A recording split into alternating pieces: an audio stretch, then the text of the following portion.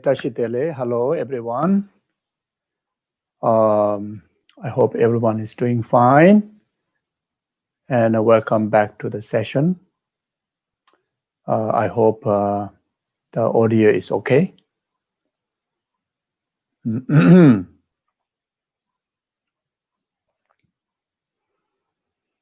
Yeah, so take a few moments to settle ourselves in the present moment. Do some breathing exercise.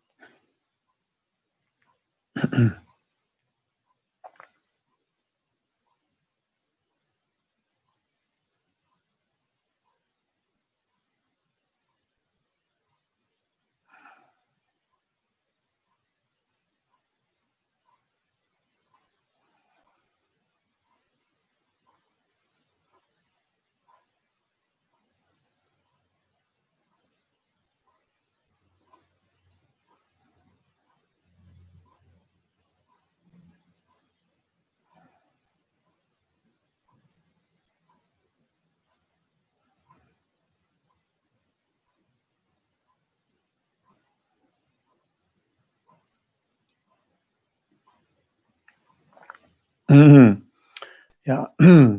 So now take a few moments to refresh our refuge practice. Try one's very best to have the vivid visualizations of Guru Buddha Dhamma Sangha.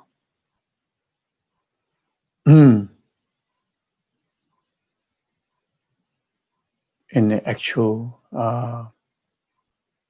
present, among us. Try to have that real sense of awareness that Buddha Dhamma Sangha is lively present, which in actual fact is always present, lively present, but just to make ourselves in communication, in order to receive blessings of protection, etc., then it is beneficial for us to reinforce that conviction.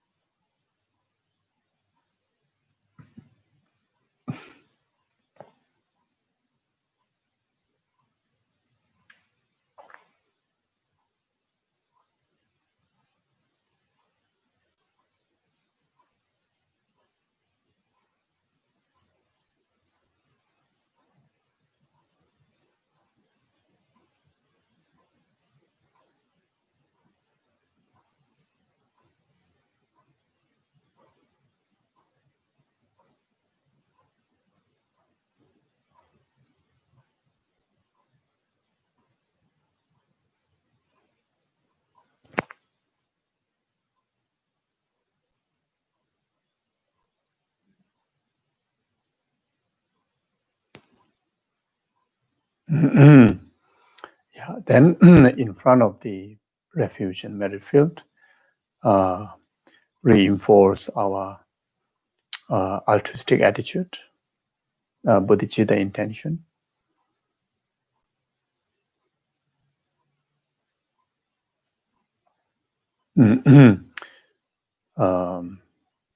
As an accordance with the four immeasurable thought, express the altruism through emphasizing the heart of love, the immeasurable love, immeasurable compassion, immeasurable equanimity, and actualize the fully developed the state of immeasurable love and compassion. That is the altruism. The purpose of life is to fulfill the aspiration of the altruism. The purpose of why we are practicing Dharma is to fulfill the aspiration of altruism. The purpose of practicing Lojong is to fulfill the aspiration of altruism. The purpose of why each and every one of us coming together for this session, solely for that, nothing other than that reason, to make rest of our life, and including this very session, to be, completely for the cause of numberless sentient beings, temporary happiness up to the ultimate happiness of enlightenment. That is the sole purpose of why we're practicing Mahayanic Dharma, why we're practicing Buddhism, why we are trying to engage in Dharma discourse, contemplate, meditate, solely for this purpose. So try to make it, express that sincerely, wholeheartedly, from the depth of our heart. By doing so, then everything becomes meaningful.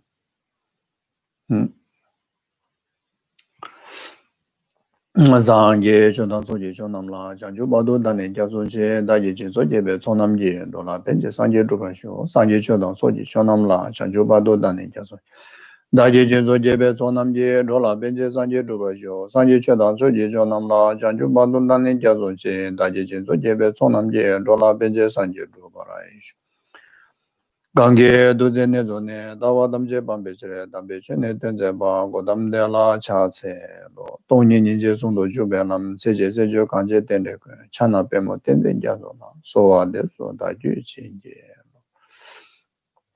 semje damje de wa dan dewe judan demra juje semje damje dunga dan dunga je judan dawa juje semje damje dunga me ben de wa dan mi dawa juje semje damje nire chana ni dan dawe dan yola ne ba semje damje dewa dan dewe jo dan dembra juje semje damje dunga dan dunga je jo dan dawa juje semje damje dunga me be dewa dan mi dawa juje semje damje nire chana ni dan dan yola ne ba semje damje dewa dan dewe jo dan dembra juje semje damje dunga dan dunga je jo dan dawa juje semje damje dunga me be dewa dan mi dawa juje semje damje nire chana ni dan yola ne ba ra juru ji.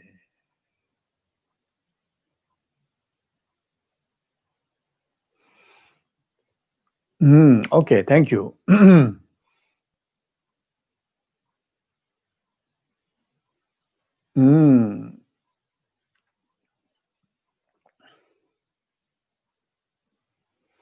Yeah, so we are studying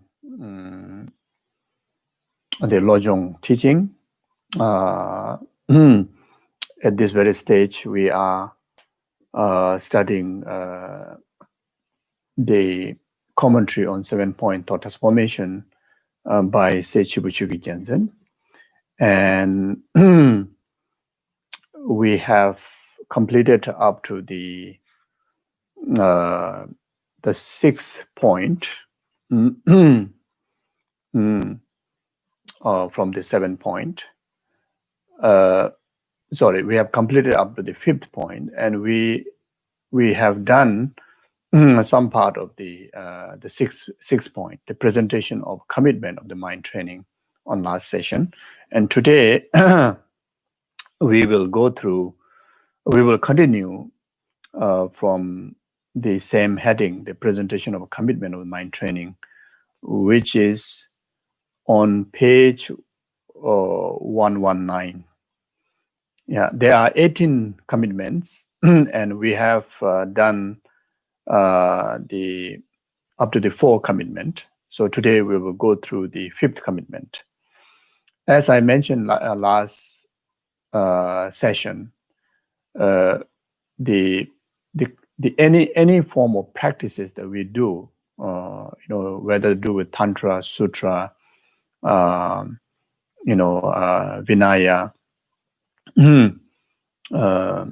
the commitment, the firm commitment, is the one that will determine the degree of the practice.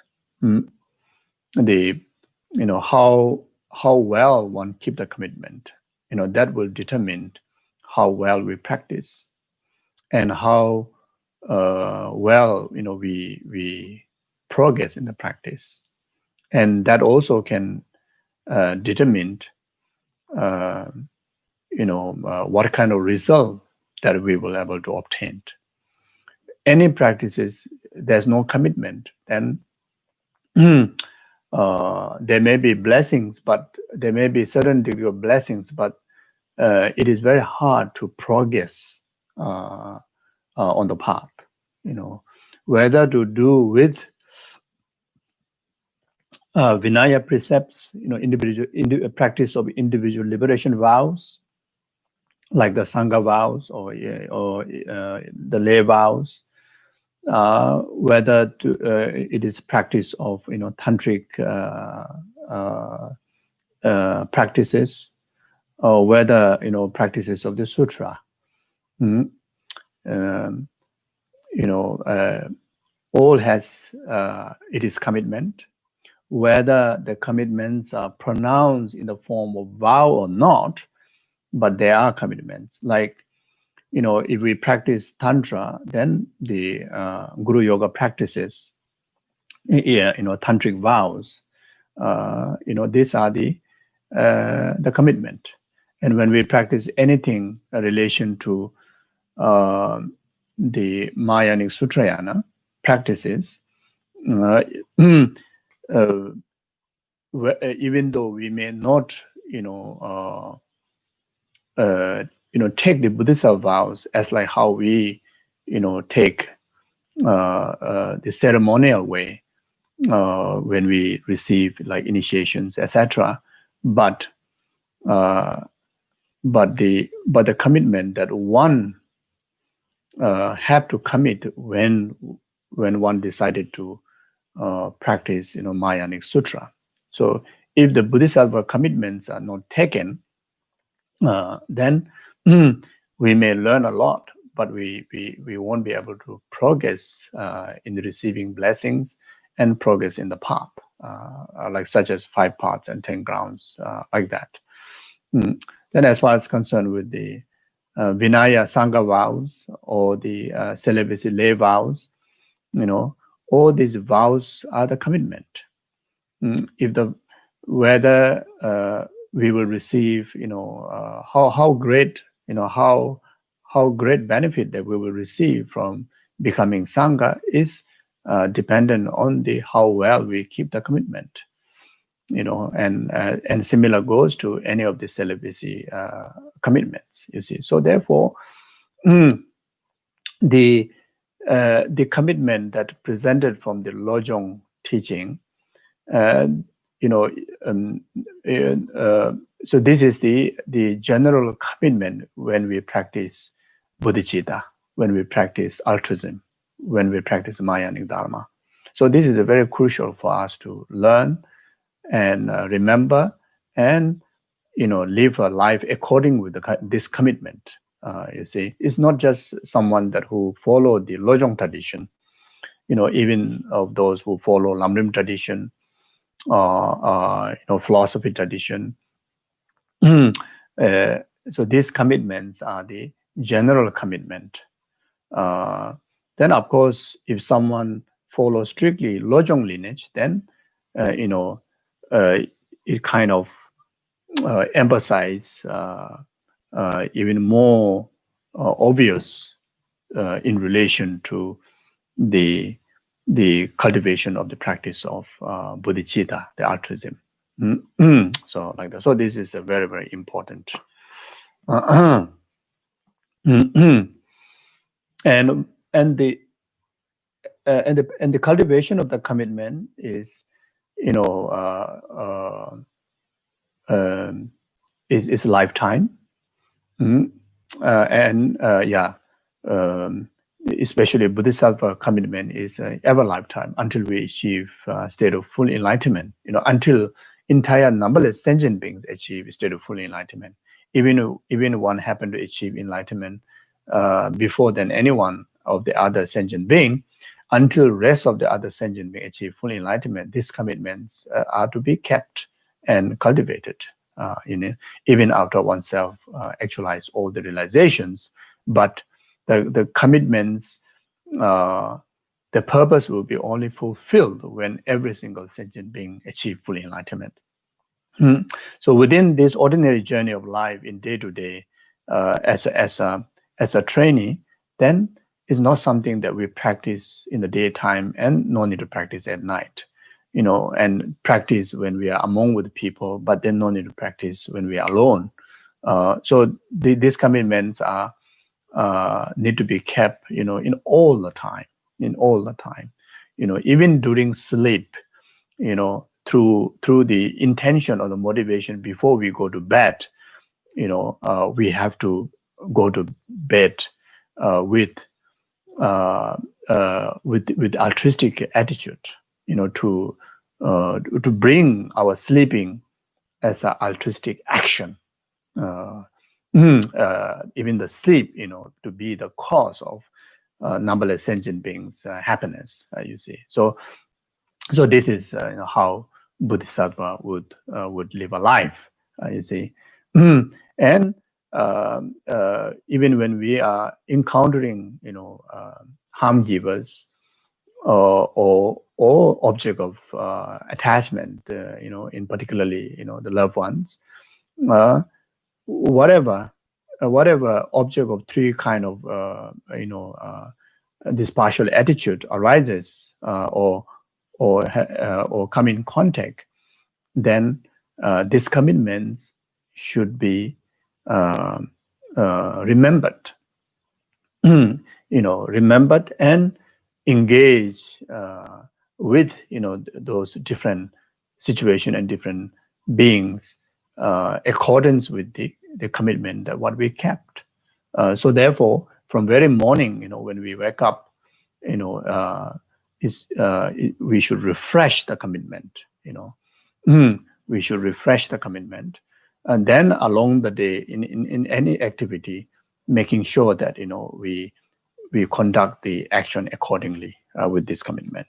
You see, so this is something that if we really want to achieve realization in the path, then to practice. But it's not something, it's a force to anybody. It's individual choice, But then those of anyone that who really want to, take the maximum benefit of this marvelous teaching that we met, then it is something that play the most crucial aspect of the practice.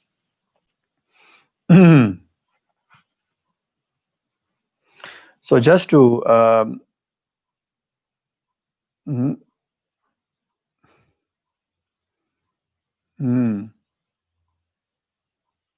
just to remind the earlier four the commitments that we have covered before. The first three are the first one is your mind training should not contradict your pledge. Your mind training should not become offensive, and your mind training should not be biased. Your mind training should not contradict with the general Dharma principle. Your mind training should not become, as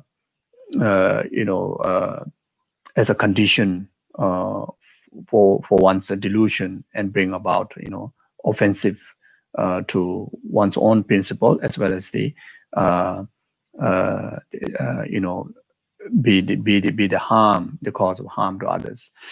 And your mind training should not be biased, not only practicing for loved one, but to be practiced to anyone. Whether it's so-called as enemy or stranger, everyone should be object of our practice of mind training. And then the fourth one is the transforming your attitude, but remain as you are. So, as a Lojong practitioner, or even as a Buddhist, as a bodhichitta practitioner, then we shouldn't kind of need to behave as some kind of extraordinary, some kind of esoteric kind of like that. So we continue to remain as humble as ordinary outwardly, but then one's body, speech, and mind are perform accordingly with the altruistic principle. So now the fifth commitment is: do not speak of the defect of others. Do not speak about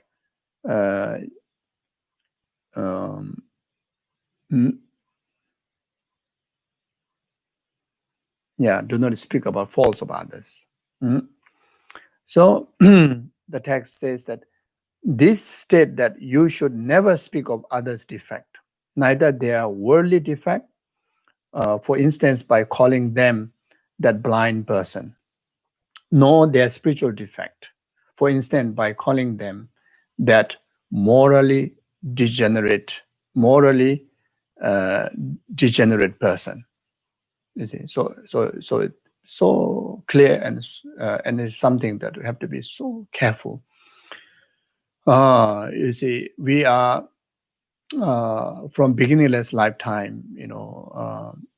We are so accustomed and so habitual, to react in the way of delusions, in the way of negatively. So therefore, if we are not mindful with this commitment, then so easy to think defect of others, so easy to speak, faults of others, and so easy to, create circumstances,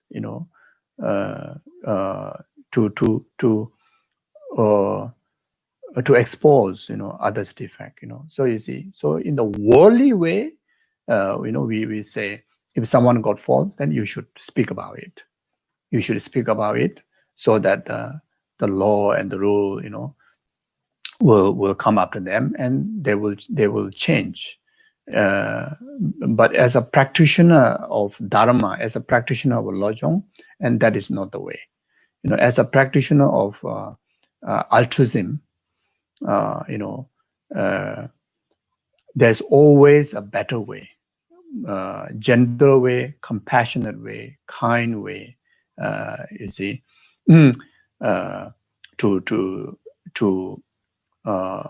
help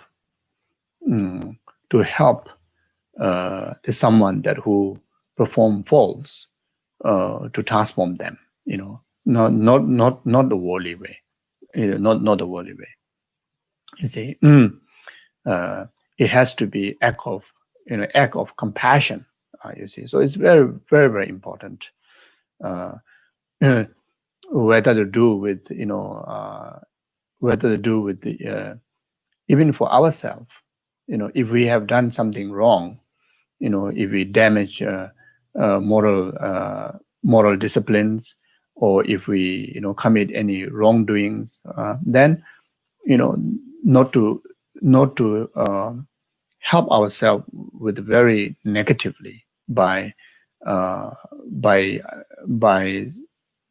seeing so bad thing about oneself and accusing oneself very negatively and being very depressed, speak very negatively, and sometimes there's danger of even physically abusing ourselves, like beating ourselves, torturing ourselves. There are such cases happen like that.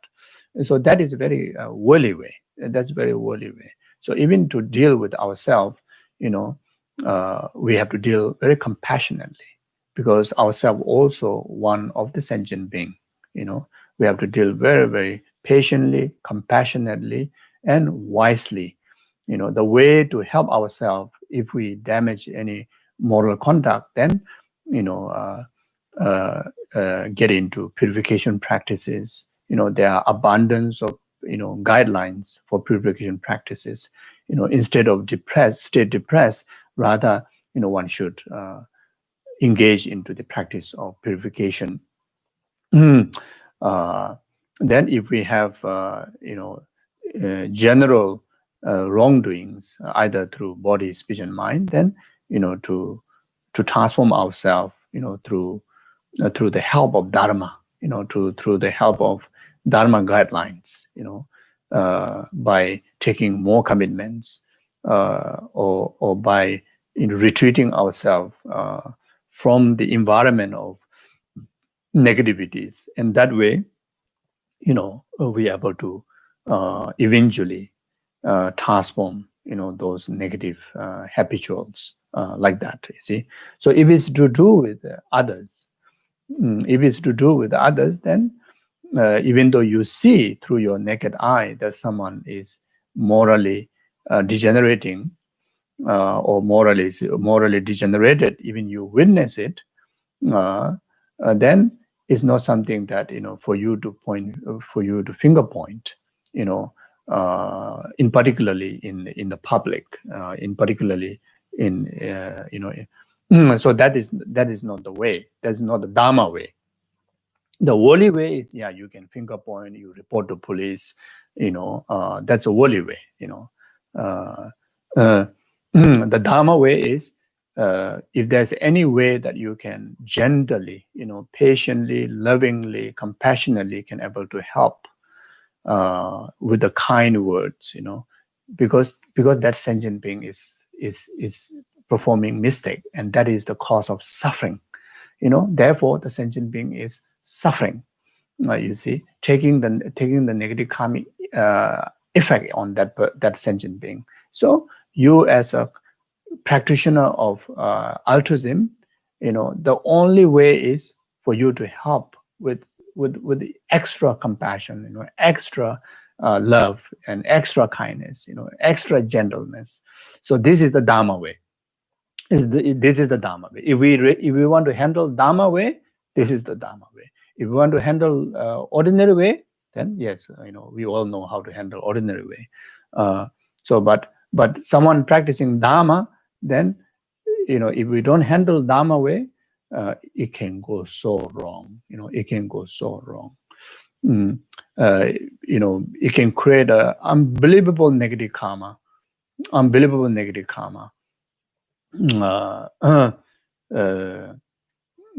It create a unbelievable negative environment, like that. So right this very now, some of you may think that, wow, this how possible, oh, this is not like that. But this is, if Dharma way is like that, very clearly in the text, you see here. This is the Mayanic Dharma way. It's individual choice. But if you want to handle this kind of such situation, either individual way, in the group, in the family, or wherever it is, the circumstances may face in anywhere. If we want to handle Dharma way, and this is the way, like that, then so not just through thought, but body, speech, and mind, like that. So if it is ordinary, if we see any defect from someone, then we cannot pronounce them in a very, very, very negatively, like as stated in the teaching, that like that blind person, that disabled person, not like that, that cranky person, that nasty person, like cannot say like that. That angry person, that jealous person, cannot say like that. As a Lojong practitioner, as a bodhichitta practitioner, you still have to call them, seeing seeing the qualities and the Buddha nature in them, even though they may be hundreds of false, like entire ornament is completely false, but still, in the way as a practitioner of altruism, you try to describe the person, call the person, on the basis of that one principal quality, which is the Buddha nature in that person. You see, so it's not only to the human being, but even to the animals. You see, if there's a few animals comes in your way, and oh wow, this is so beautiful, lovable, then the other one is like you are nasty one, you're a nasty animal, you kind of like chase away, throw a stone. It's not like that, like a worldly way.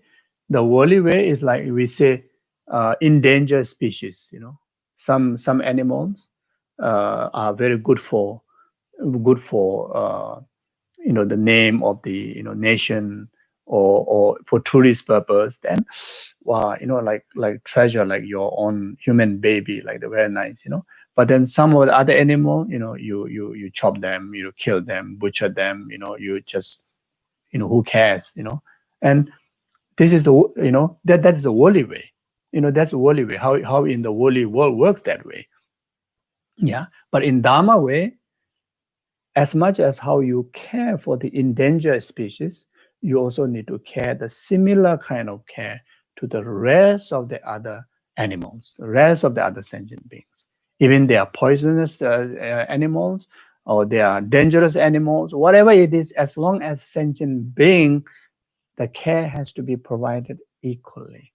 From a Mahayanic Buddhist practitioner side, from someone who is practicing Lojong, someone who is practicing bodhichitta, all are object of your care, object of your care and concern. Okay, so like that. Otherwise, some are like a food, and some are like wow, you see. So not like that. So that's very important. You see. So therefore, when we engage with the different kind of people, then someone that your loved one, that is like wow, extra kind of affection. But then when among that loved one in the group, there's someone that who used to harm you appears, then you change your face and your way of talking, way of expression, everything change and become very cold. And that is not the Mahayanic way, and that is not the the practitioner of bodhicitta. That's not the way like that. You see, so it comes in a group. Even when you look at them, you look at them equally to everyone. You see, your most dear one is there, your so-called enemy also there, stranger also there. When you glance them equally. You see, very, very, very, very, very, very beautiful and very powerful practice. That will help us to stay mindfulness. You see, train our mindfulness in altruism. Altruism means something that which pervades, love and compassion, and your attention, pervades equally in all sentient beings. You see, so among them, then one fly, very disturbing fly appears to you, and you are looking so kindly to each and every one of the people, but when the fly on your forehead, and chop, not Mahayanic way, no, it's not the Lojong practitioner way, when the fly flies here, because it's disturbing, then like piak piak, you see, especially for mosquito. If it's mosquito having to fly here, you're too busy looking at others, but then you are not mindful, and you just because of you get hurt, and you kill mosquito. Someone practicing Lojong, that's not the way, and that's totally mistake. You see, how much you pay attention, how much you pay, you offer your care to rest of these people. When the mosquito comes, mosquito also deserve equal care. equal attention, you see. So like that, you see. So then at the same time, you see, at the same time, there's the ants going on the ants quarreling, on the floor. You're so busy just paying attention to the people, but then you're not mindful, and you're just simply not mindful and just stepping on all the ants. Is not the Mayanic way, not someone who practices bodhicitta, you see. So you have to be aware. You have to be aware as a Mayanic person, as someone practice Lojong, as someone keep Lojong's commitment, always be mindful. You are so attentive to all the people, and you're also so attentive to all the different type of beings around you. The beings who reside in the space, beings who reside on the earth, beings who reside in between, and also the beings who reside in atmosphere, just like invisible way, those spirits, you see. So there are a lot of disciplines, mindfulness. You see, when you speak, you have to speak, altruistically, because even though there's nobody there in a person, but there will be so many spirits, you see, and it will hurt them, you see. So like that. So we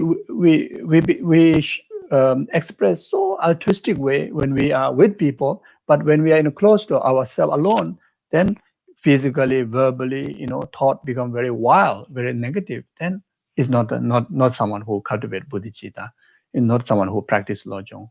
You see, so has to be very transparent in another way. Your heart, your speech, and your action has to be very transparent among, and very harmonious, in a very gentle, altruistic way. You see, so like that. So this is the Dharma way. Okay, this is the Dharma way. Okay, so some may think that, in that way, then it brings so much stress because I need to be so mindful, think too much. No stress at all. This is, if we think like that, if we be mindful like that, then that person will never stress up. That person will never disturb by any people, not by even mosquitoes, not by anybody. You see, because of the power of the altruism, your heart always will be delighted, always in peace, always pacified. What makes us unhappy is unpacified mind, which are the partial attitude, strong attachment to some, aversion to some, ignorant to some. That is the one that makes us unhappy, depressed, uneven of our being. You see, that brings unhappiness. You see, that brings stress, that bring imbalance about us. You see, so when your heart is full mindful of altruism, that bring peace, that bring no depression, that bring no stress. You see, so that brings joy after joy, a limitless joy. You see, all the time. When you are alone in the room, you're so joyful. When you're among people, you're so joyful. You're with animals, so joyful. You're surrounded by harm givers, so joyful. You're surrounded by only people who praise you, so joyful. Joyful in all directions, in all situations. You see, so how precious. Sometimes we experience, the moment we intentionally or unintentionally happen to say something wrong, you feel very bad. You see, and the moment you start to practice Lojong, you start to practice bodhicitta. In fact, it becomes even more obvious. You see, that even you have an imprint of practicing these commitments or practicing altruism, then unintentionally, just happen to say one simple wrong word. It really hurts you. But that is good. Because that really alert you that this is not right. You see. So if someone have not met Lojong teaching, someone not met practice of bodhicitta, then how much they say wrong thing, they may not feel anything. Maybe they may even feel great. They may able to accuse other, blame other, do all the opposite of these commitments to other sentient beings. They may feel good. They may feel good because that judgment comes based on the past habitual, habitual imprint in relation to the afflictions. You see, so the self-grasping, self-cherishing attitude, affliction, whatever the harmonies with them, make them happy. You see, make the person feel happy, like that. You see, so therefore, someone already know this teaching, and and we become more sensitive now on. You see, we will become more sensitive, and that is a good sign. You see, we may still perform, intentionally. Once you start to take this commitment intentionally, one may not perform any wrongdoings of our body, speech, and mind, harmful deeds of our body, speech, and mind. But unintentionally, we may still, engage in wrongdoings, harming others, harming yourself, etc. And that is because of we have habitual causes from the past. But now we will be notified. We will be notified very, very quick, and that is a good sign. And the reason needed to clarify that is some may think, last time, I don't feel any kind of uneasiness. Even I say wrong thing, I don't feel. But after I met Lojong, now I become a bit worrisome, because if little thing, wrong thing I do, it really alert me, and that make me feel not good. You may think like that, but actually, that is a good sign. That is not a bad thing. That is actually a good thing. So that way, then you reinforce the commitment. Then it helps to transform oneself, and this is the way how we progress in the path. This is the way how we accumulate all the path and practices and realizations on the path. You see, this is the way how we actualize liberations and enlightenment, like that. Okay, so yeah. So it's extremely, extremely important, especially if we are leading a group of people, in the family or in the Dharma centers or in organizations. The word that what we use, in relation to people, and the physical gesture that we show, we act in front of people, and the thought that we cultivate, has to be extremely, extremely careful. Extremely careful. If that contradict, especially those who ever come to learn Lojong, whoever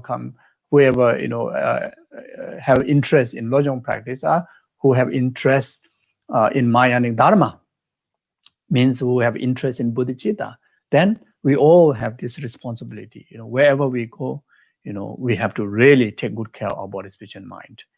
Especially those who influence others, lead others. We have to be super, super mindful. Really has to be gentle. Our word has to be gentle. It's so important. And sometimes I may be also acting wrongly, and I also see some others who are taking some positions in area of Dharma organizations and Dharma events, and they behave very badly. Worse than anyone else, honestly speaking. Worse than anyone else there in the group. They speak very badly. How they communicate with that is very, very violently and very, very bad. In short, it's very bad, very, very, very embarrassing. You see, they speak very badly, they behave very badly, and that can prove how badly they think, which is so harmful to the preservation of the Dharma, and so harmful to the faith of the people. There are so many newcomers. They don't have ability. Most people don't have ability to see our heart, what we think. You see, they only see is our words and our physical action, and those are not accordance with the Dharma. Can be a great negative cause to degenerate or become obstacle, to the ripening of people's, as people's aspiration and karma towards the dharma and liberation. You see, so important. Then the precept, commitment 6: do not reflect on others' shortcoming. The text says, it is inappropriate ruminate about the shortcoming of sentient beings in general, and particularly of those who have entered the monastic order, especially your fellow practitioners. You see, so among the Sangha, cannot afford to speak any bad thing about any of the other Sanghas. It's a heavy karma. In the Vinaya Sutra, I've stated, in the Mahayanic Sutra, I've stated, in the Tantric vow, in the Bodhisattva vow, in all the precepts, how much there are negative consequences that we accumulate, if we say negatively about other Sanghas. You see, it's a huge karma. You see. Then if we say negatively about our own Dharma brothers, sisters, basically, never to speak negatively about the Dharma brothers, sisters, who practice the Buddha's teaching, whose root guru is Guru Shakyamuni Buddha, cannot, you see. And in particularly, those of us that we have, same human guru, same human guru, and more than that, we practice in the same monastery or same Dharma center, same Dharma organization. If we speak negative about each other, that is the heaviest karma. And all this action that mentioned, whether to do with the Sangha or whether to do with the ordinary practitioner, the person that who ruminate, that can create a cause of disharmony, that can create a cause of karma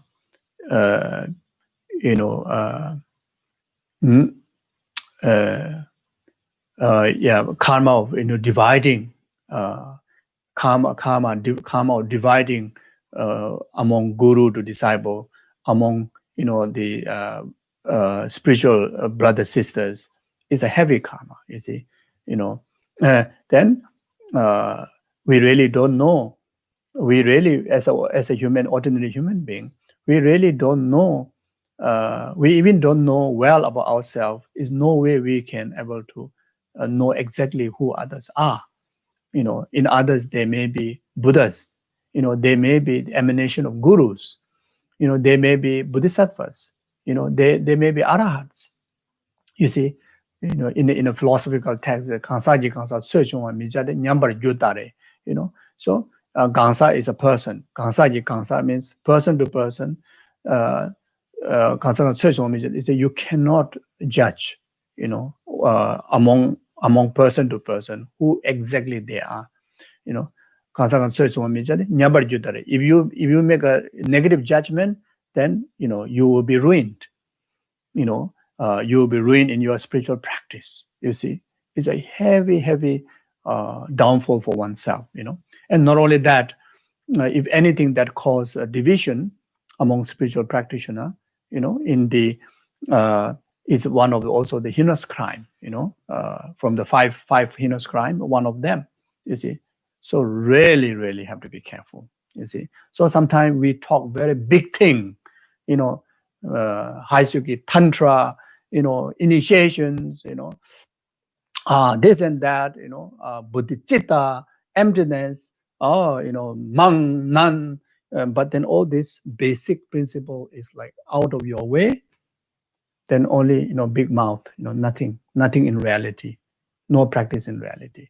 It's so sad. It's so sad, So you see, so these are. Can imagine that one happened to conduct like that. Can imagine this very precious human rebirth that you met the Buddha Dharma. You met the Dharma that has the complete aspect of Dharma, Sutra, and Tantra, and you met, Buddha in the living human form, Guru, who has all the lineage blessing to pass down to us, and yet oneself, engage in these negative doings. Unbelievable. It can be worse than, it can be worse than myself, being born in the lowest hell realm. Even you're born in the lowest hell realm, since the circumstances, since the environment is already in hell realm, you have no opportunity to extract all the leisure and endowments, fulfill the leisure and endowments, because there's no leisure endowments in hell realm, and not even in the animal realm, you see. But then while having all these leisure endowments, and more than this, the leisure, the most perfected leisure, most perfected endowments of this precious human rebirth, in one of the most fortunate time of this time, where we have compassionate Buddha as a living person with us, where the Heruka, like living person among us, where Yametaka, living person among us, where Guya Samaja, living person among us, and who directly, leading us in the path, and we still behave like that. What can be worse than that? What can worse than that could happen? You see, so serious. You see, so that's why it's so danger, and have to be super mindful. Otherwise, you see, it's like what's say.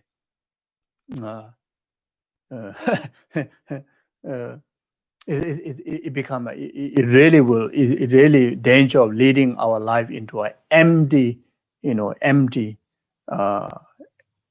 story of a life, you see. So then that is so sad, that is really disaster, you see, and that will ruin for many eons of lifetime future, you see. And those are very clearly we can understand from Lamrim, from all the teaching that we have received up to today. That the theme, the essence of teaching has been that, but then we put those things aside. We accumulate a lot of texts, we accumulate a lot of initiations, we accumulate a lot of gurus, we accumulate this and that, but the principle, put aside. So there's very danger, you see. So like that. So at least you should be joyful toward them, joyful towards them, for you are training the mind, you see. Because of your training the mind, then even someone has so much shortcomings, and you still have able to label the good side of them, even still able to say virtuously, even is still able to help to harmonize them, is still able to help to bring virtuous benefit to them, then that is something that one should be celebrated, one should be acknowledged, one should be joyful, because, and these are the effect of you are really practicing Lojong. Means you are really practicing bodhichitta, you see. Even if you happen to feel that certain associations may be inappropriate, since you are training the mind, contemplate others' shortcoming is inappropriate, you see. So even in the actual form, really from the other person's side that committed the wrong thing, but as a Lojong, as a bodhichitta practitioner, your contribution to help that person to correct is not by pointing out the shortcoming, rather infusing the virtuous impact to the person. And one of the most powerful way is yourself presenting as an example of the practice of altruism, the perfection. You see, yourself, your body, your speech, and your mind, relating to that person who really committed the wrong thing, by yourself being the example of perfectionate, in the virtue, in the practice, in the Dharma, and that can able to transform that person ultimately, you see. Because if someone is already doing wrong thing and you contribute, wrong words, wrong thinkings, and wrong actions of the body, it is like putting a fuel on already on fire, like that, you see. You see, I don't know whether it's appropriate to say this or not, in case there are people that who may like Donald Trump. I have no personal agenda with Donald Trump, but what I see is, how much you criticize, how much you say bad thing to Donald Trump, the Donald Trump become even more excited. That's what I realize. until he become like a feelingless about criticism. Like the criticisms are like almost like it's promotion to his fame, like that. He become famous, whether good way or not. Everybody want to know about him. Everybody talk about him. All news channels about him. I think most people. He is one of the most people known every day to day what he's doing. And very much is through the all the negative comments that people give to him, was almost like from 10 direction. People just say wrong thing about him, you see. But is this helping him to change to better? No, isn't it? Very clear example. Very clear example. Actually, he's becoming more nasty, becoming more strong. All the thing that people oppose is getting worse. But conventionally, worldly way, we believe you expose, it will be better. But in actual reality, no. In actual reality, you need to have an antidote to that. You see, in actual reality, you see, any worldly concern, in comparison between the Dharma and the worldly, any worldly concern is to be negated. And in order to negate that, you bring about the antidote of worldly deeds through body, spirit, and mind that will fuel it. That will make it even worse. You see, that the ultimate antidote is the Dharma. You see, when you apply the Dharma way, even the worldly way will extinguish, will get rid of, will get purified, because Dharma is an antidote to the worldly, worldly concerns. You see, so you see, so if you calculate with the logic, very clear, can understand. And when we calculate with the how karmic law, cause and effect works, and that is the way how it works. You see, so so similar way, when someone is doing wrong thing, it's not the way to handle, negatively. I realize even in our monasteries, in the monasteries, during when we are young, even in my circle of friends, some are quite wild. Almost every day they commit some wrong thing, and the discipliners, they beat them up. They scold them all the time, beat them up. Outwardly, you see, like, they are kind of like get control, but as a friend, they share with you the anger is getting stronger and stronger. It's like each time this boy was beat up, the anger fueled. The anger become greater. The revengeful mind is become stronger. Yes, physically, because a little boy and some big man is beating you, is scolding you all the time. You cannot fight back. So therefore, you just have to behave like you are subdued. But the main basis of all the wrong or good thing is about the mind. But his mind is getting more and more negative and more stubborn, in negatively. You see, then that person, instead of getting better and better, that boy get worse and worse and worse. So this is a reality. We even saw in our own life. But then there are kids who is so violent and who is so negative, But then some teachers, those who are really cultivating practice, I remember our late Abbot Lama Luntup, his way of, caring, initially Lama Luntup also very tough. Then later he realized that that doesn't work, so he nurtured this very violent boy with so much love and extra care, extra gentleness, and that able to heal the person.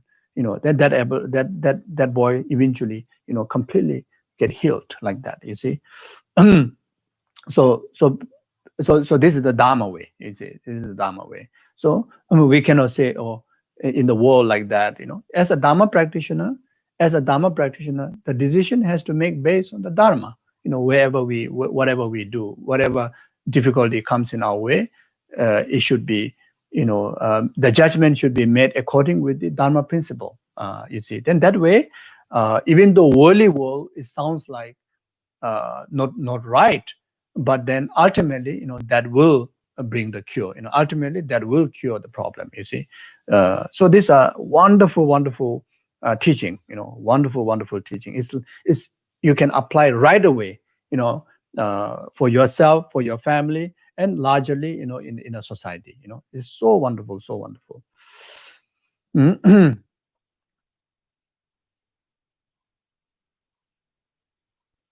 If you do happen to lose control and notice another shortcoming thing, because we, as I mentioned before, we have this habitual of afflictions, you see. So therefore, even though you practice Lojong, you practice bodhichitta, but we may lose control once in a while. But in case if we lost control, then think like that.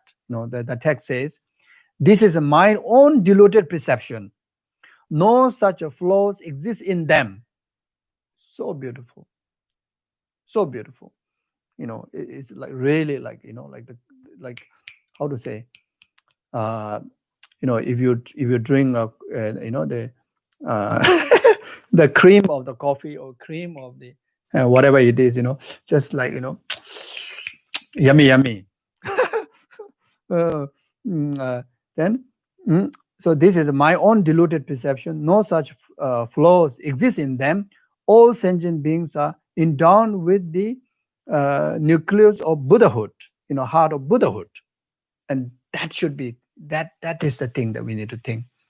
And this is so good because we have so much negative, afflicted habitual, especially in the time of training, and also the environment is quite imbalanced. It is so easy to lose control. Even you remember these precepts and practice. Even you've been practicing for so many years. Even you read and you contemplate Lojong every day, but then there are a lot of danger of losing control. So whenever you lose control, say think like this. So this is good to memorize. Think like this, or just take a still picture of this quotation and put in our head, put in our mind, and whenever we face such situation, remember this. Okay. You see, I will read one more again. It's so important. If you do happen to lose control and notice another shortcoming, which always happen to us, think like this. This is my own deluded perception. Unless you know you are Buddha, then, first of all, with that, you will not even see any faults in others. If you are not sure about whether you are Buddha or not, then this is the thing. This is my own deluded perception. No such a flaw exists in them. All sentient beings are endowed with the nucleus of Buddhahood. It is so wonderful. So wonderful. You see. So in fact, this can sum up the attitude of, how bodhisattvas behave, how bodhisattvas' heart are, So this is the heart of our precious gurus, like His own Dalai Lama, Kyabchen Lama Soren Rinpoche, your precious gurus. This is the heart of these bodhisattvas. They uh, uh, even in case the circumstances put them into a very difficult position, but they still will not lose the fundamental, way how to perceive things. They always perceive correctly like that. You see. I continue to read. So reflect in this manner and judge this perception to be your own faults. Yeah. So when we talk about your own faults, it's very much acknowledging, the faults of affliction. Again, we cannot kind of condemn ourselves. I'm very bad. Why I always see like this. I'm very bad. Instead of complaining that, say, oh, I have this habitude. I need to practice, such a way even harder. I need to practice bodhichitta even harder. The Lojong way even harder, so that my this habitude will be completely purified, like that. Okay. Now the seventh commitment is discard all expectations of reward. Discard all expectations such as respect for your mind training, for material gift, service, fame, protection against harm caused by non-human, this and future lives. All these expectations should be get rid of. The attainment of the joyful human or celestial existence, including that, and the attainment of nirvana. One should not practice the Lojong, even one's own benefit of nirvana. Ensure that you have no expectation, even of Buddhahood for your own sake. There's no expectation, anything to do with self-interest. So that, in short, is that. Do not harbor impatience and excessive expectation, even for the meditative qualities. For where the demons to become aware of this, they could create obstacles. So when we practice any form of dharma, the result, as long as we are consistent and practice purely, the result will come by its own way. You see, but we keep focusing on the result, and then the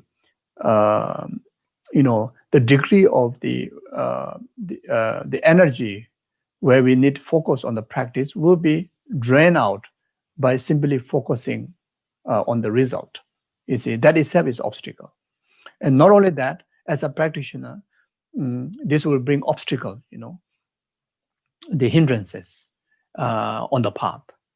You see, so even in our our ordinary life, in our life, we see some practitioners, like either to do with the tantra or even the sangha life or bodhisattva precepts, so whatever dharma practices they do, or even retreat, expecting so much of the result, and due to that, failure comes in their way.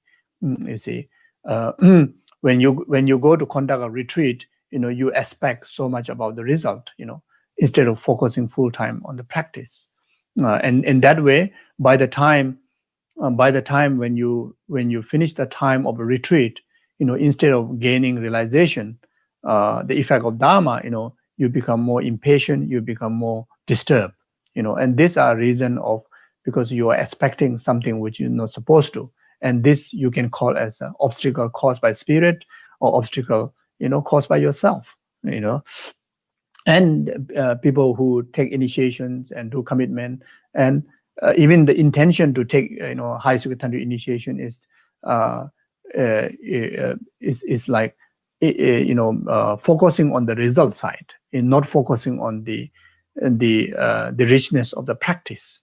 You see, so as a practice, the people don't know what the really practice is, and just simply expecting one lifetime enlightenment. So without practice, without knowing the quality, the actual practice of the tantra, and only knowing that the tantra is the quickest path to enlightenment, that become obstacle, because that will just kind of make you live in a hallucination, and you won't focus on the actual practice. You see, so there are a lot of mistakes could happen when you don't settle your heart in the present moment, in the duty of the present moment, which is to practice.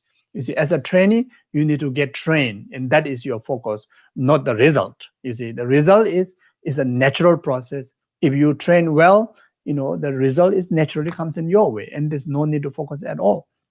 You see, so therefore, like what Shantideva says, Jisi Namgane Bada Dua Jisi Neju, but this is the Neju Dua Dunga Sevashu,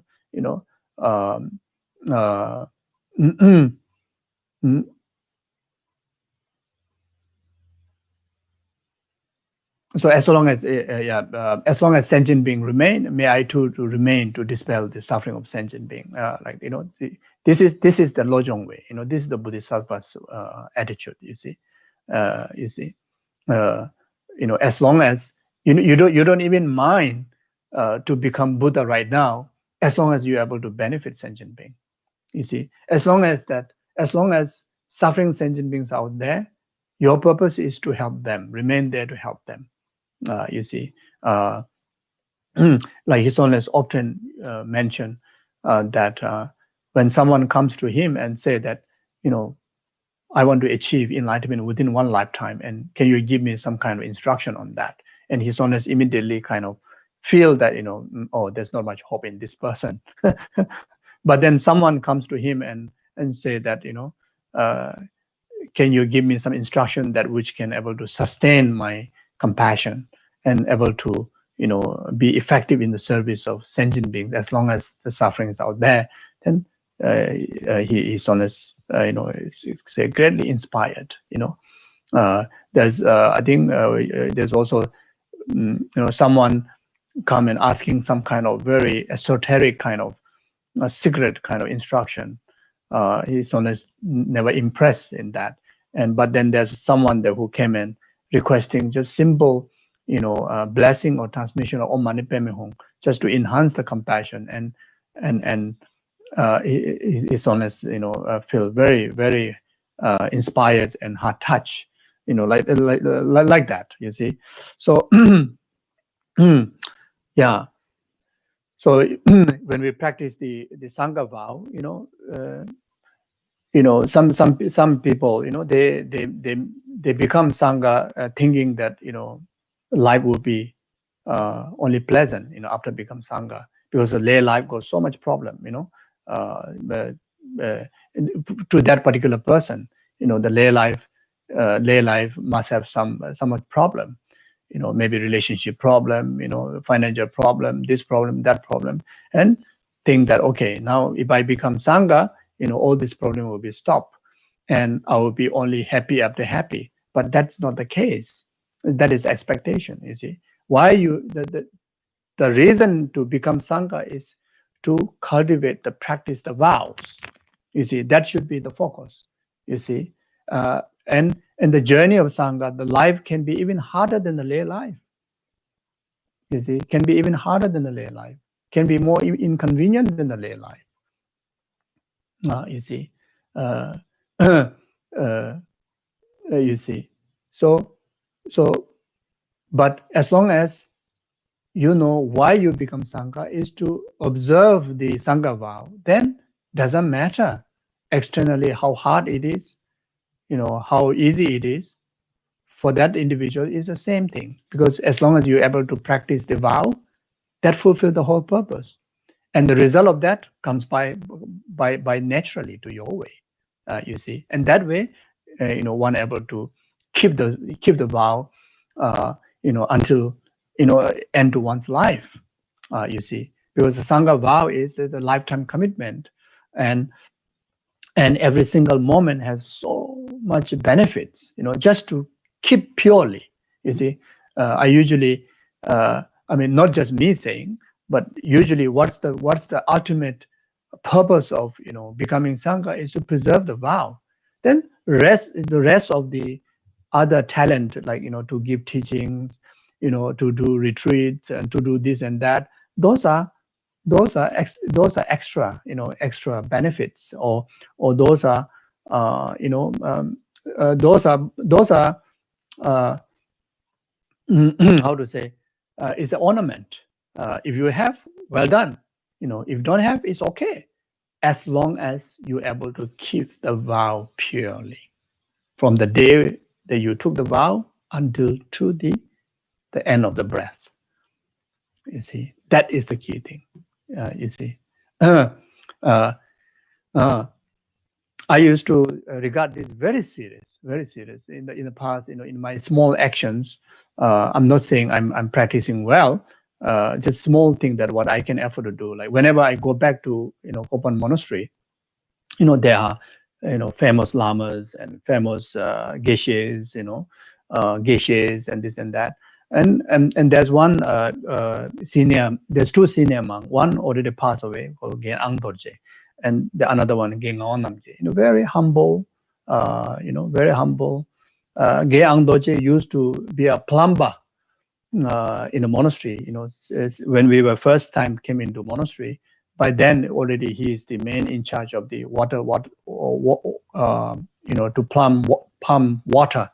His main duty is that he repair the water pumps, etc., like that. Then basically, he's very pure-hearted and pure monk. But as far as concerned with the academic studies, because he's so busy with all other works, and he's not really so bright in the other side. And sometimes you can see that he's a bit left out. So, but then when you count the number of years that he's been observing the vows, and that number of years actually is more than some of those new Geshes who are great philosopher, is famous, and doing many great things, great projects, etc. But then when you compare the number of years, the observation of the vow is comparing is the Gyang Doje is much more longer, you see. So whenever I go back, I try to usually make offerings to to all the Geshes and all the all the monks, and usually I go first to Gyang Doje. In many cases, he was put the last, So I go to him and I prostrate to him, And it's not because of he is my direct teacher. It's not because of Rinpoche, whatever, but simply recognizing how many years of pure observation of the vow. Because his physical action is most of the time he act kung fu. He admire Bruce Lee. He admire Bruce Lee, and if you go to his room, he has his altar, small altar, his own handmade altar. He's very creative. Then the other side of the wall is completely filled with the Bruce Lee pictures, But that he's always the kung fu Bruce Lee action actually pleases all the young little monks. All of us love him so much because when we go to him, we feel free, we feel kind of easy, we feel, and he just become like a kid to us, and he make us happy, year after year, as long as he's around, like, all our stress from study, whatever going on, we just forget, we just like kind of like completely blessed by his energy, his smile and his little, playful, actions, but pure monk, you see, like that. So just simply acknowledging the pure, so many years of pure vow, I make prostration to him, and I offer the kata and the offerings, whatever, exactly like how I offer those things to the Rinpoches, those things to the other Geshes, like that, you see. And he will react, when do that, he will be running around, please don't prostrate, you'll be running around, and then finally, you will just do what you need to do. Then after that, he once a while, whenever you he meet you, he said, I pray that you be most beneficial for so many people. He always said to me like that. I always pray for you to be beneficial for so many people, like that. You see,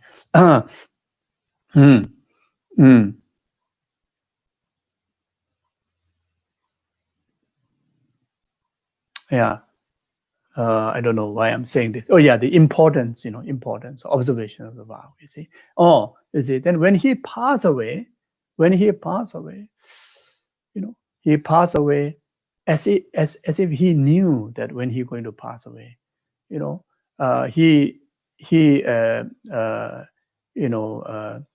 because of Chapter Lama Rinpoche's busy schedule, even Rinpoche go back to Kopan, very, very difficult for us monks to have appointments with Rinpoche.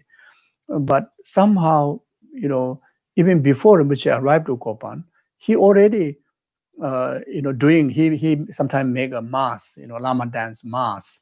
So he was making that mass, the big veranda area where Lama Rinpoche's shrine is.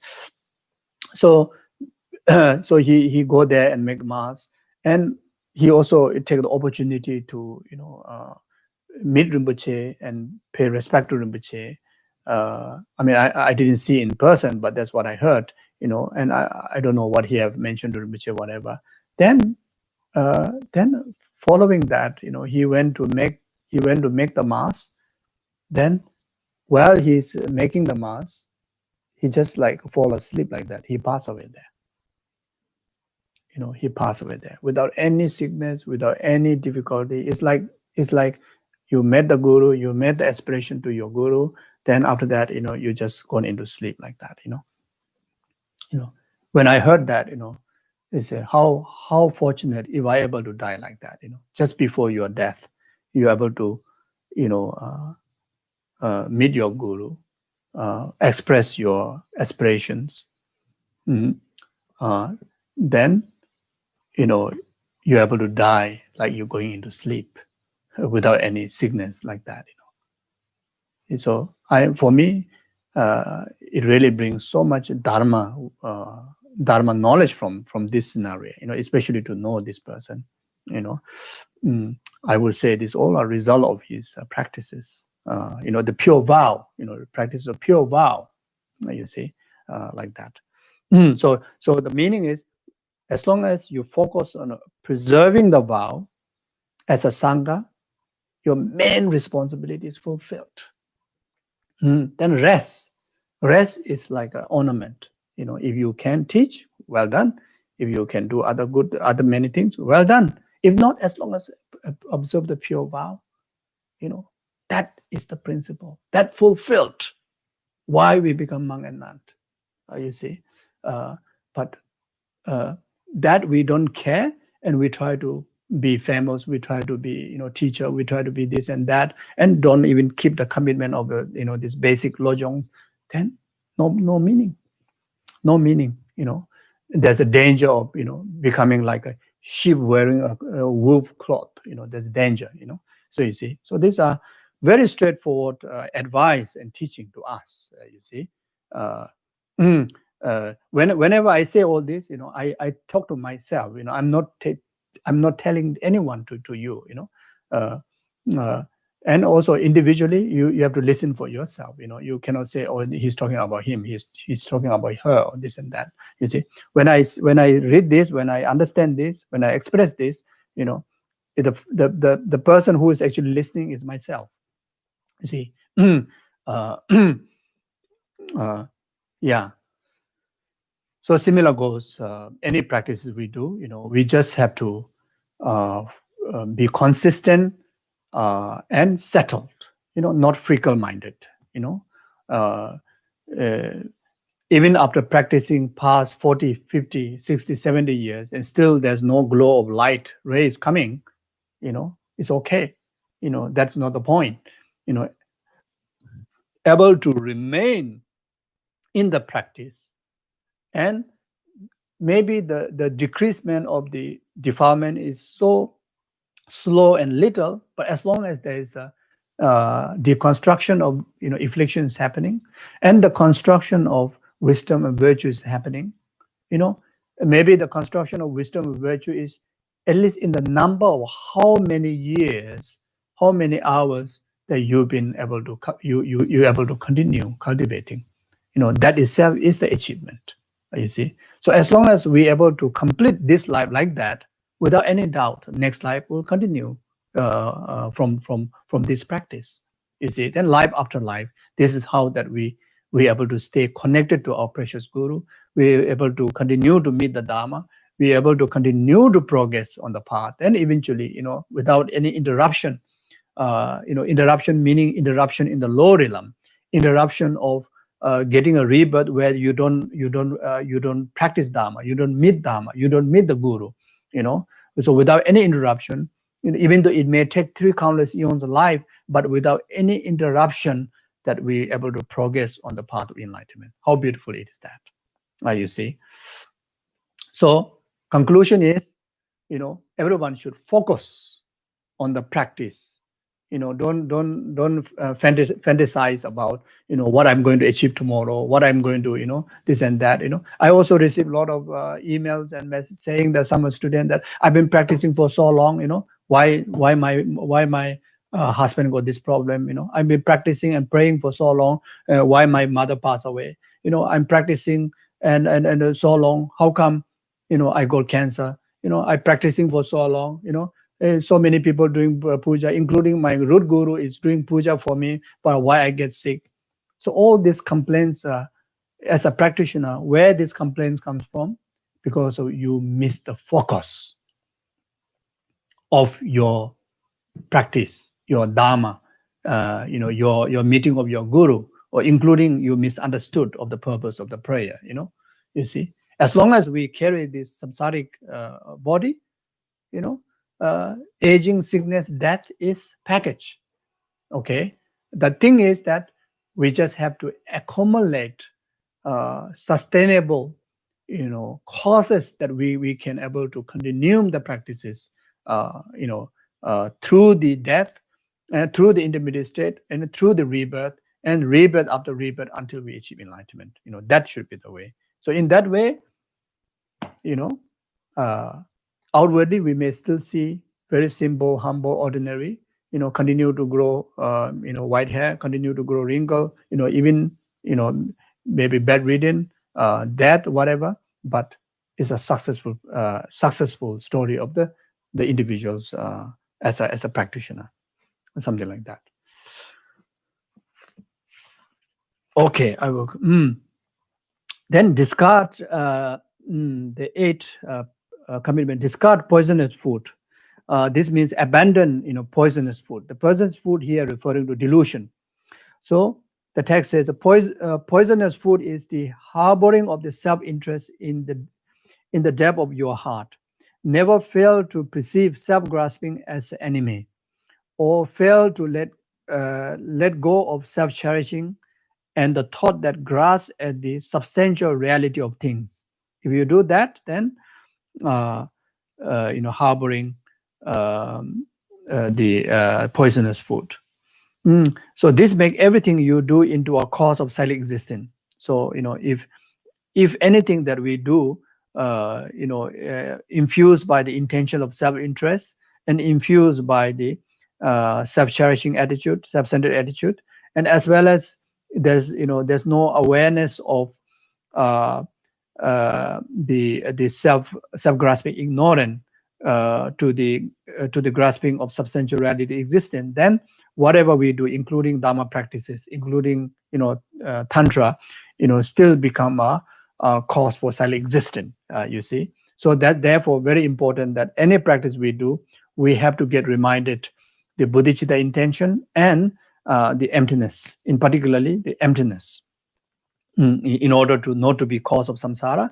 That all virtue, from intention already, we need to infuse by the idea of lack of substantial reality, reality of things.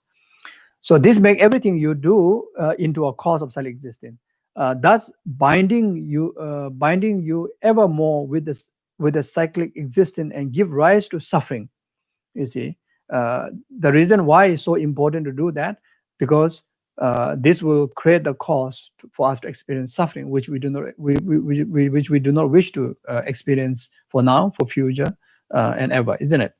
Since these are all like poisonous food, you must discard them. 9. Do not maintain inappropriate loyalty, meaning do not follow delusion. Inappropriate loyalty. Do not follow delusion. This means you should not refrain from expressing condemnation out of disapproval of unjust act committed by the others. Okay, now this one will be very important. Here, the unjust committed by others. Others here referring to delusion, not a person. So if this one is not interpreted carefully, this will as if like contradicting to the commitment number 5 and commitment number 6. You see, the commitment number 5 and commitment number 6 is avoiding condemnation of a person. Commitment number 9 is talking about must condemn the faults of delusion, not a person. Okay, very important. You see, so so we cannot comment about the negative comment about the person. We cannot accuse the person even did the wrong thing in the practice of Lojong. Or we cannot talk about the shortcoming finger pointing shortcoming of others, even if they have the shortcoming as a person. But we must finger point. We must condemn the disapproval of unjust act committed by the delusion. Okay, so we must condemn the delusion, and we must condemn the delusional act. Okay, not a person. Okay, very very important. Okay, 10. Do not torment with malicious banter. So meaning, do not violate to verbal abuse. So whatever task befall you, do not engage in malicious jokes that tears the other's heart or cause them to lose their composure, regardless of their capability. Avoid insulting and speaking harshly to others, whether close or distant, good or bad. Even someone really is guilty or object to be blamed, but have to avoid insulting and speaking harshly about them. Very very important. No, do not lie in ambush. Do not wait in ambush. Do not harbor vengeance for a wrong done to you, waiting for an opportunity moment to retaliate. Then 12, do not strike at the heart. Do not offend others, meaning that. So toward both human or non-human, avoid delving into their weak point. With the non-humans, for instance, you should avoid uttering fierce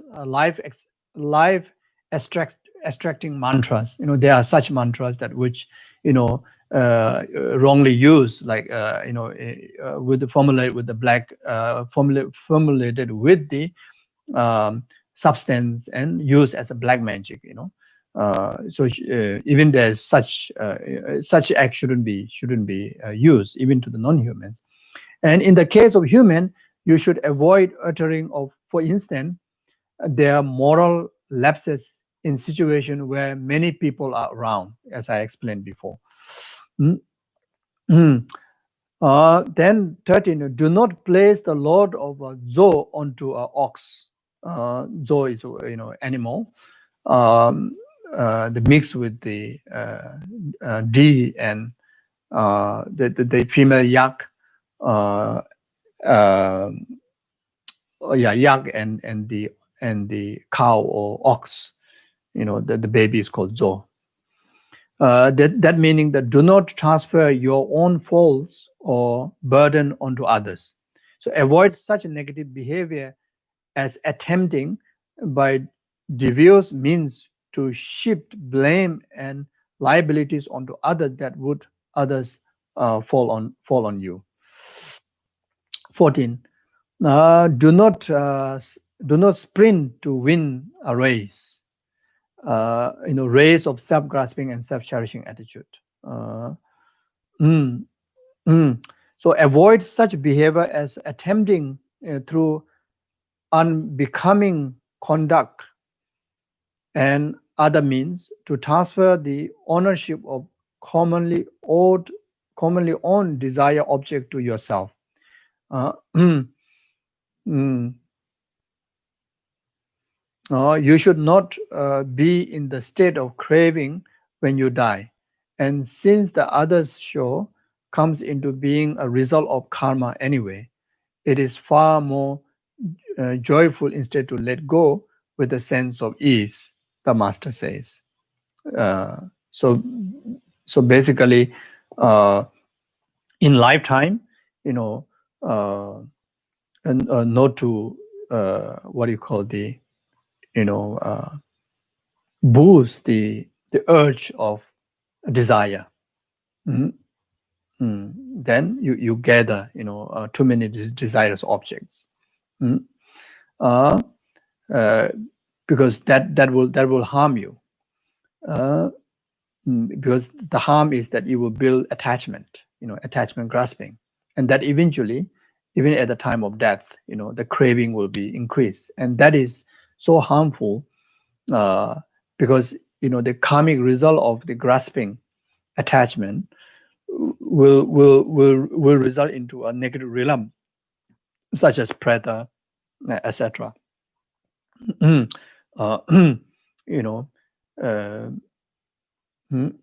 So therefore, that we need to have the wisdom to let go by understanding the karmic cause and effect. Karmic cause and effect and rebirth. We should have the instead of attachment, instead of grasping to them, and joyfully instead let go with a sense of ease. Like that. So the way to let go, if there's a material form that one gather in lifetime, then offer to the triple gems and make charities. If it's something to do with the attitude, then those which need to those are grasping attachment, then you should let go, either through if it's a grasping aversion, then you forgive, and grasping attachment, then just simply just untie the knot of the grasping attachment, because all this will bring suffering. Then completely ease one's mind onto virtues which is most familiar to you. Then one should proceed to the journey through the death. So this is what the master have advised, or it is advice of all the Buddha's teaching. Then 15, do not abuse this practice as a right. Do not misuse the Dharma. So there's no qualitative differences between someone who seeking well-being in the long term, accept certain loss in interim, and someone who engage in the mind training as a ritual with the long-term motivation to conquer demonic harm. So therefore, avoid behavior such as this that fail to root out the jaundice of self-centeredness from this depth. Some practitioners seem to think that the mind training practice is beneficial for such result or pursue. If this is true, then there is no real difference between practice mind training and engaging in a shamanistic rite. To be called Dharma practice, mind training must become an antidote to affliction and false conceptualizations. Yeah. So misusing of Dharma that's something that which inflame the delusions, the afflictions. Instead of becoming antidote. So if that's the thing, then we misuse the Dharma. Even in the form of use the Dharma to condemn others, to put down others, um, and harbor your eight worldly concern. Then Dharma is supposed to be antidote to that, but rather it harbor negativities, afflictions. So then that is no different than shamanic rites.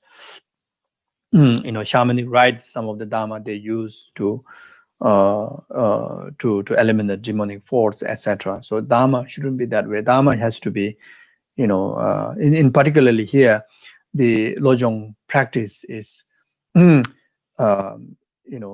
to the non-human or human, everything has to be engaged with the altruistic way, altruistic actions.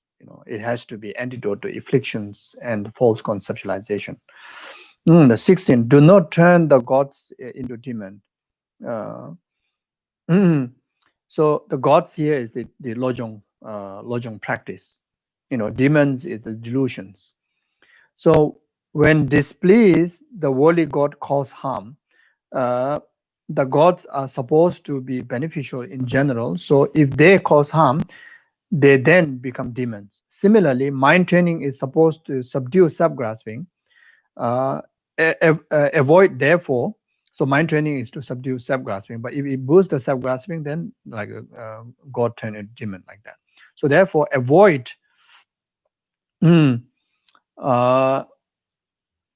therefore becoming inflated by its practice and generating conceited thoughts such as I am an excellent practitioner of mind training.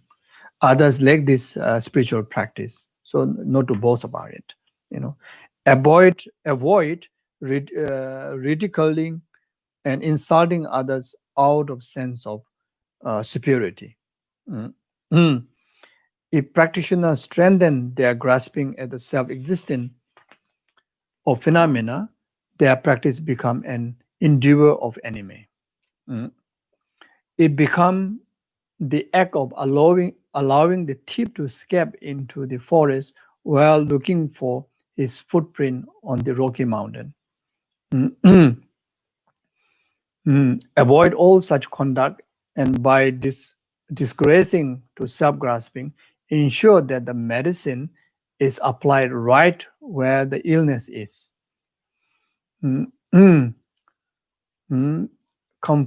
Comport yourself as the lowest of the low among the servant of all sentient beings.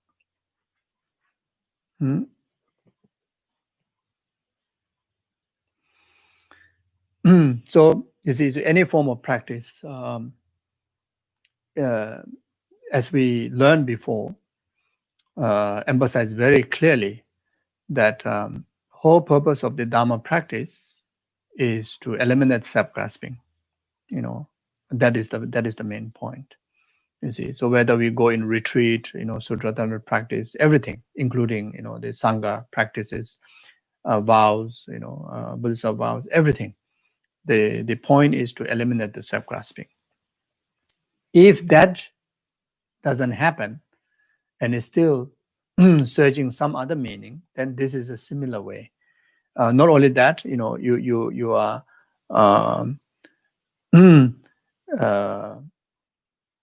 fostering the self-grasping or self-cherishing, then it's like a thief.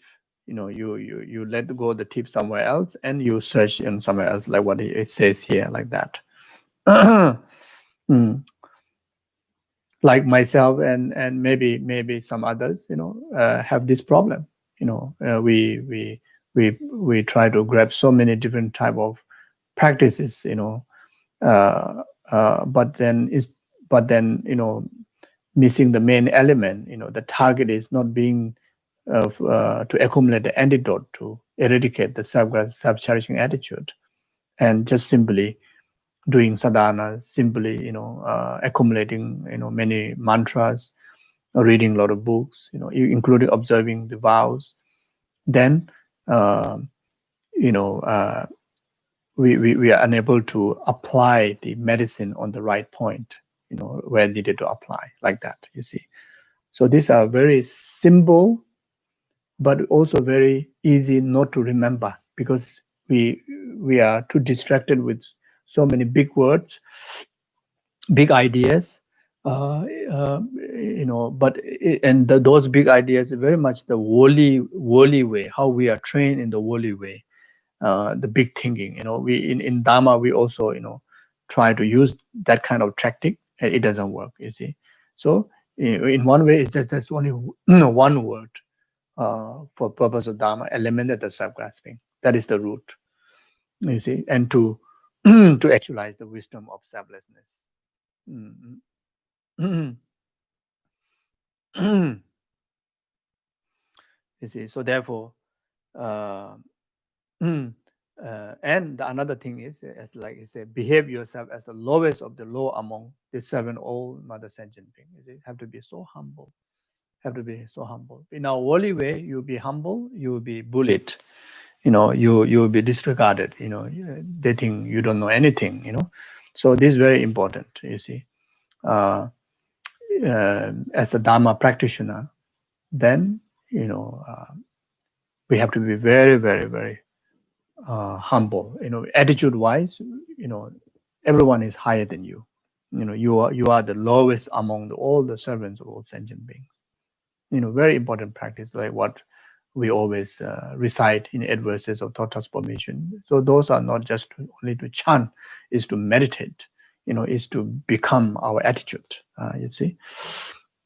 So when you have this commitments in your heart, then in the group that you are put always last, no one can harm you. Your last position is your highest position. Your ego is never hurt. So therefore, you always enjoy the peace. Wherever you go, if people ignore you, if people forget about you, if people disregard you, if people, instead of acknowledging your good deeds, they even say wrong thing about you. Nothing can harm you. You see, nothing can hurt you. You see, so regarding yourself as the lowest among all sentient beings is so important practice. For your own happiness. At least for your own happiness, this is so important practice. You see, regarding everyone is supreme. Everyone is like Buddha. Everyone is supreme. Wherever you go, among your brothers, sisters, don't have to say I'm the oldest one or I'm the most educated one. I am the most smart one. I have the most pay. I have the better job. I am more beautiful. I am this and that. Then you kind of like regarding others have a limitation compared to what you have, and these are not the Dharma way. You see, not a Dharma way. You see, so this will bring inconvenience to the others. You see, so in the family, it's like everyone, including your youngest one, regard them as a supreme. Even when you use the word, very respectful word.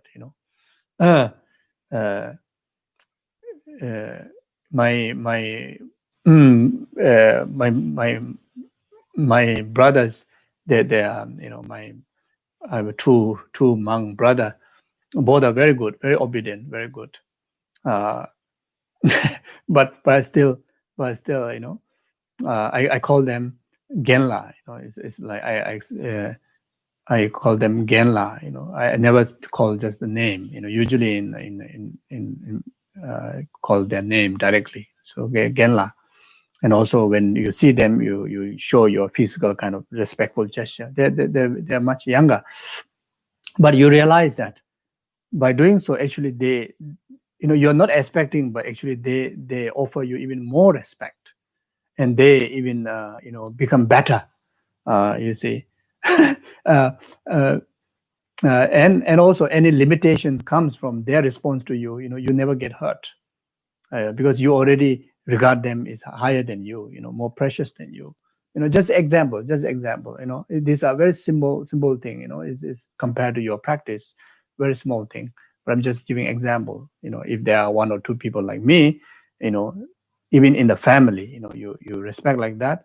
You see, and in the Tibetan community, especially from the Lhasa, they use this honorary word. What you call the in Tibetan called shesa.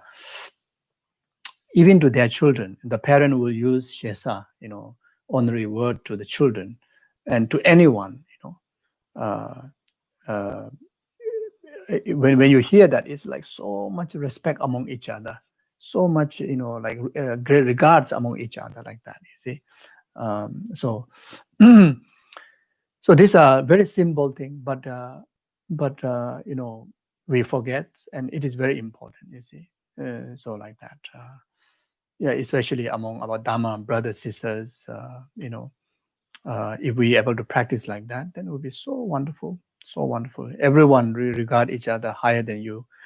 How wonderful. Like kind of, you would be like kind of gathering of all the Buddhas there, Bodhisattvas there. The atmosphere would be so wonderful. Otherwise, if one person, so much ego, always want the best, look down everybody, it's so negative energy. You see. Then the 17.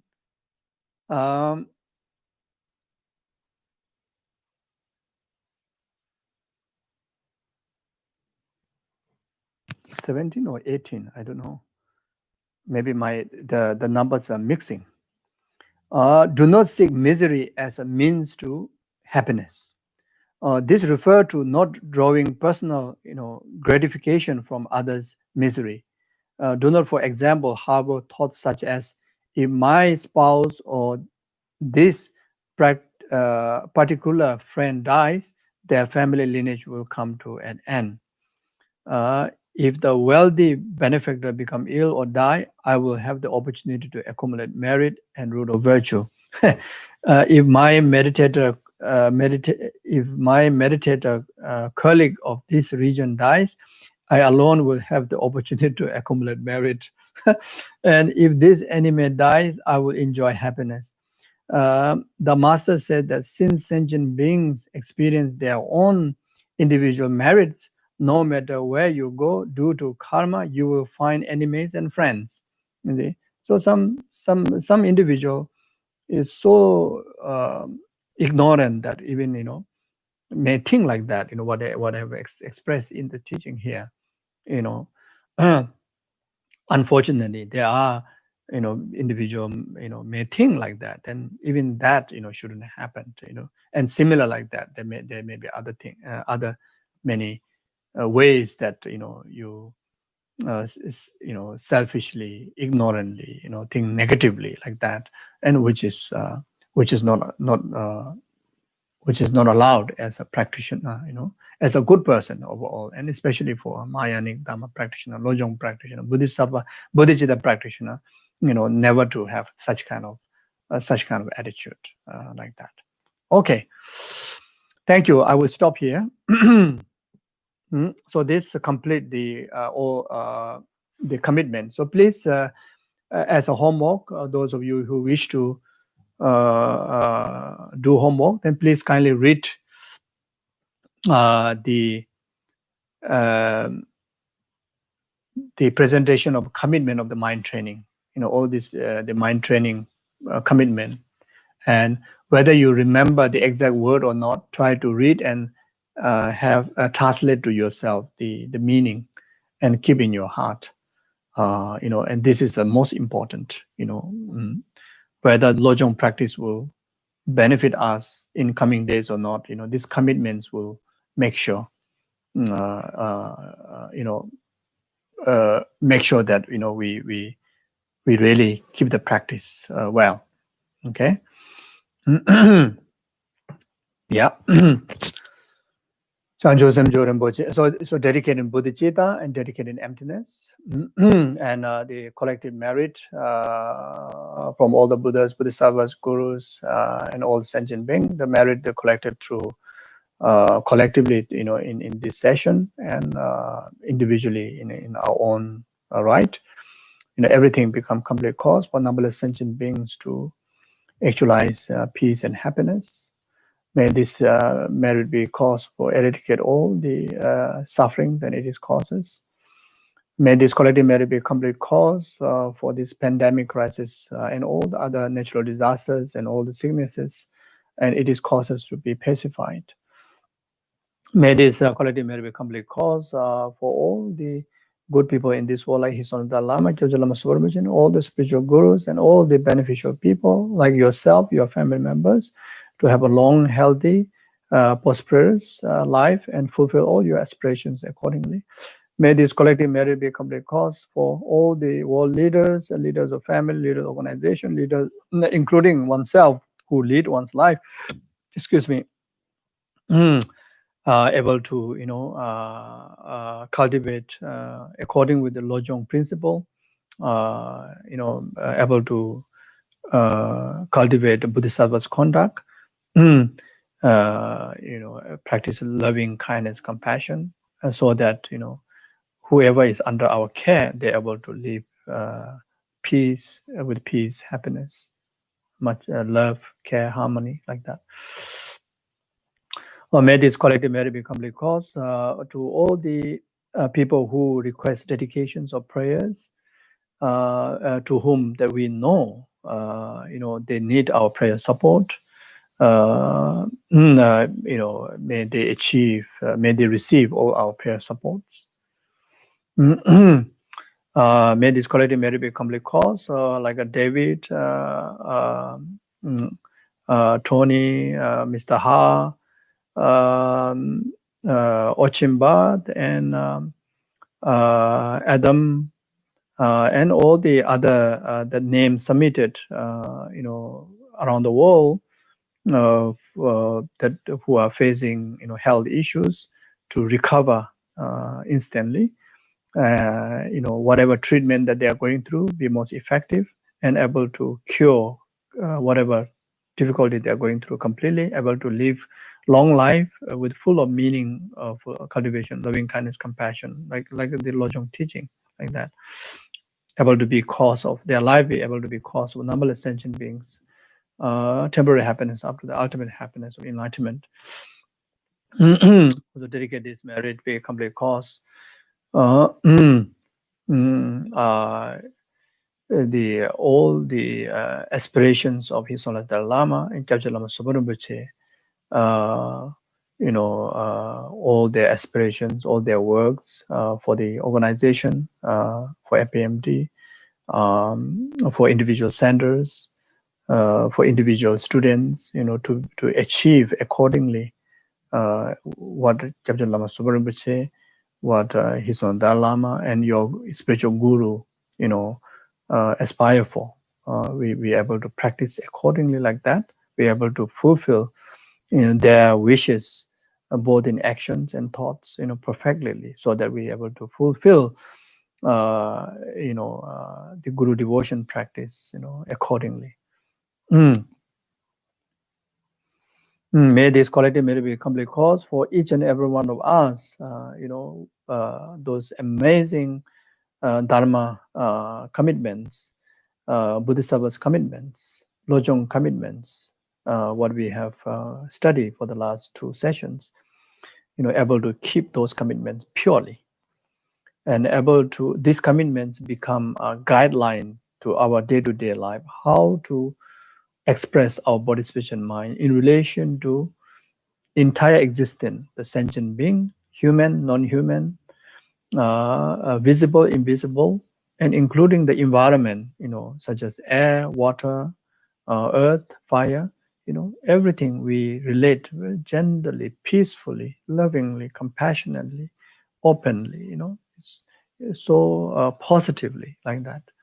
And that way, our life will be so meaningful every single moment that we contribute, we bless, we're able to bless every single sentient being through our virtue and merit. We're able to bless the nature and the elements, so that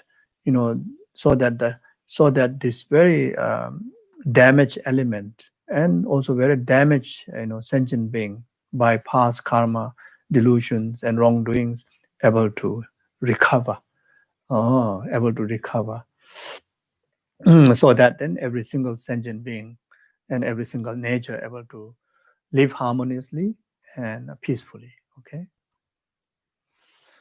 Yeah. So with the heart of feeling how fortunate, that we have this opportunity to at least listen, contemplate, and leave a deep imprint through habitual practices on these Lojong teachings. How fortunate. And may all other sentient beings able to have the same fortune like that. Okay, thank you very much. And again, I took half an hour more of your time. I think I owe all of you a nice coffee. Those who don't drink coffee, nice tea.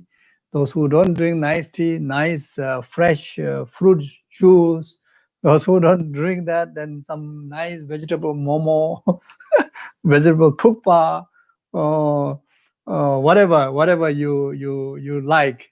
I think I owe you. Okay, so hope that I have opportunity to make an offering to all of you. But at least from right now, I offer through my heart. Okay. So whatever you enjoy the most, and please do enjoy. Okay. Thank you very much. Take care. Bye bye. See you.